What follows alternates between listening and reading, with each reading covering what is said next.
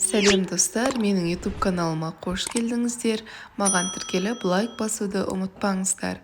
Бүгін сіздермен өте дәмді керемет болып шығатын етті рулеттің рецептісімен бөлісетін боламын. Ең алдымен бізге 4 жұмыртқа қажет болады. 4 жұмыртқаны ыдысымызға жарып, үстіне теркадан өткізілген сырымызды салатын боламыз.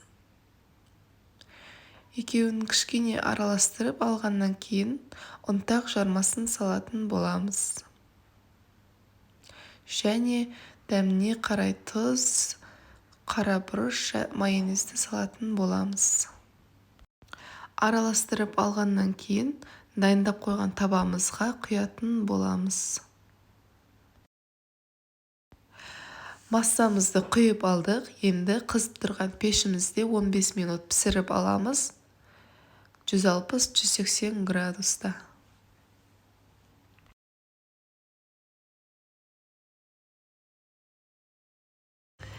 Біздің кожымыз пісіп шықты. Пісіп шыққан кожымызды шетінен бастап осылай орайтын боламыз. Және суығанша жарты сағат қойып қоямыз. Ал енді ортасына салатын салмамызды дайындайтын боламыз. Ол үшін бізге тартылған ет қажет. Етіміздің үстіне бір қуырылған пиязымызды салатын боламыз. Оның үстіне бір жұмыртқа саламыз.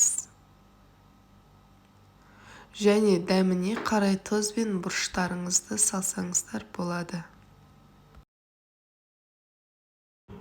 Ал енді жақсылап араластырамыз.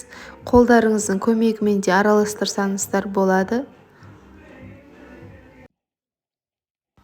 Осылай барлығы бір-біріне бірігуі қажет.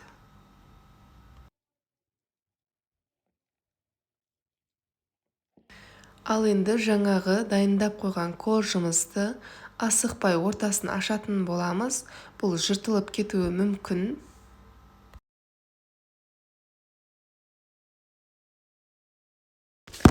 Ортасына фаршымызды салатын боламыз. Жақсылап біркелкі тегіс қылып салу керек. Қолдарыңыздың көмегімен де тегіс қылып жайсаңыздар болады.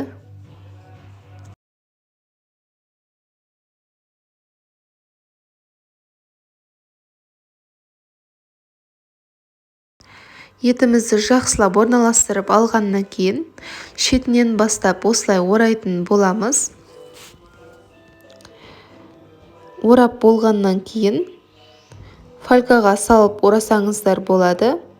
Фольга жоқ болса, ол міндетті емес. Осы күйінше пешке сала берсеңіздер болады. Пешімізде жарты сағат пісіріп аламыз. Біздің рулетіміз пісіп шықты. Өте ыстық күйінше мен кесіп жатырмын. Негізі суыған күйде кессеңіздер, өте әдемі кесілетін болады. Менің каналыма тіркеліп лайк басуды ұмытпаңыздар. Сіздермен дәмді рецептермен бөлісетін боламын.